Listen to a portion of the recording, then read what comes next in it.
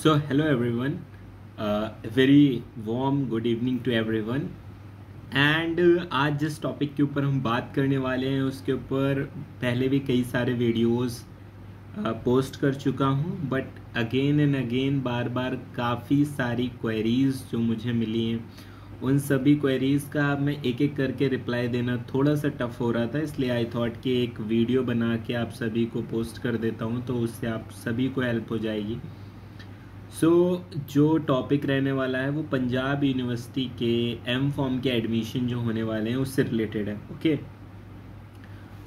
यहाँ पे कुछ टॉपिक्स को मैं लेके चलूँगा दैट एडमिशन का जो प्रोसेस है वो कैसे होता है और क्वेरीज क्या क्या आ रही हैं। पहले क्वेश्चंस के ऊपर बात कर लेते हैं। क्वेश्चंस आ रहे हैं कि सर क्या मुझे उसी दिन सीट अलॉट हो जाएगी? सर मेरी रैंक 300 है, 500 है, 800 है, पीयू के अंदर इतनी रैंक है, क्या मैं आ सकता हूँ या मुझे अटेंड करनी चाहिए या 300 के ऊपर लोगों को आना चाहिए या नहीं आना चाहिए, या क्या चीज़ें हैं जो यहाँ पे मैटर करेंगी और आपको कैसे यहाँ पे एडमिशन फॉर श्योर जो है वो मिल सकता है।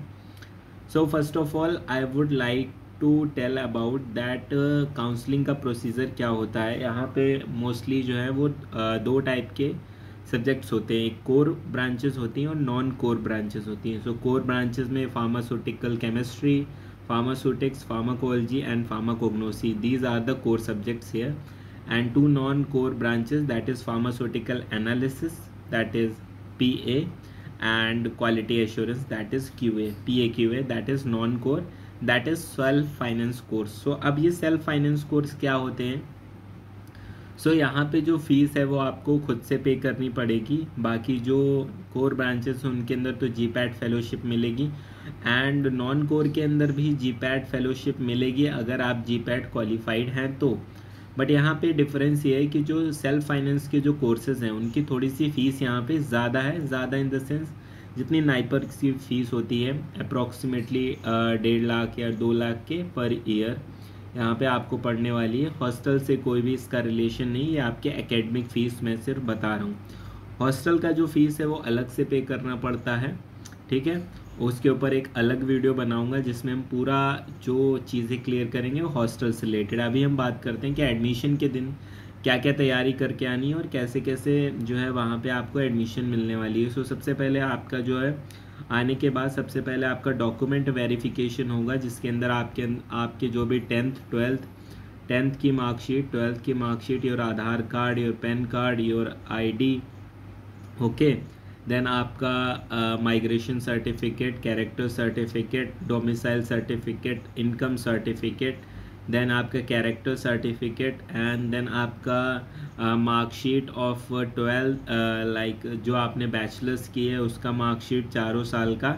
अगर नहीं मिली है तो कोई बात नहीं है, बट अगर है तो ज़रूर लेके आएँ क्योंकि यहाँ पे फिर प्रॉब्लम क्रिएट होती है, ठीक है। ये तो हुए बेसिक डॉक्यूमेंट्स। इसके अलावा आपके पास अगर स्पोर्ट्स का कोटा है, अगर आप स्पोर्ट्स खेलते हैं तो आपके पास स्पोर्ट्स कोटा होगा, उसका सर्टिफिकेट होना चाहिए। आपने गैप लिया तो गैप का सर्टिफिकेट होना चाहिए, ठीक है।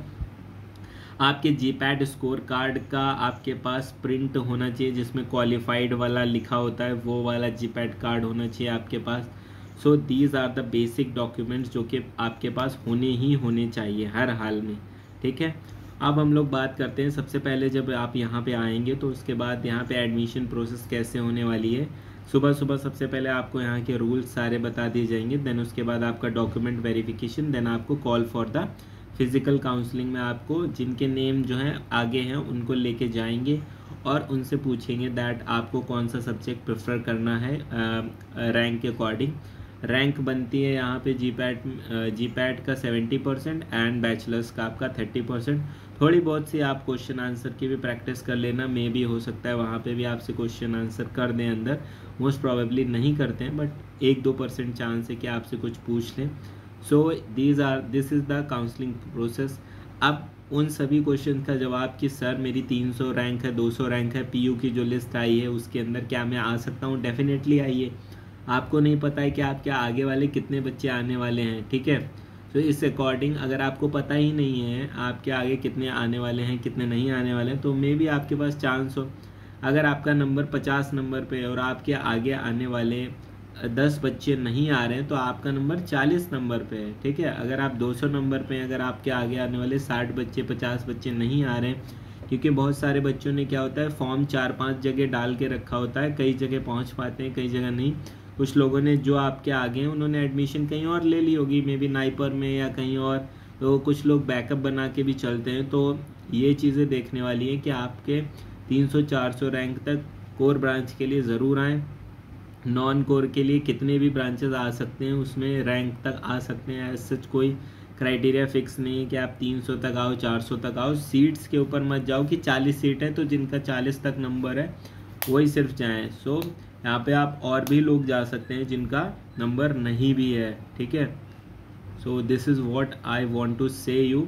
एंड इसके अलावा भी अगर कोई क्वेरीज हो तो आप फिर से कमेंट कीजिए, मैं डेफिनेटली उन सभी का आंसर आप लोगों को दूंगा। और ये डॉक्यूमेंट्स आपको लेके ही जाने हैं जो मैंने बताए हैं। Thank you.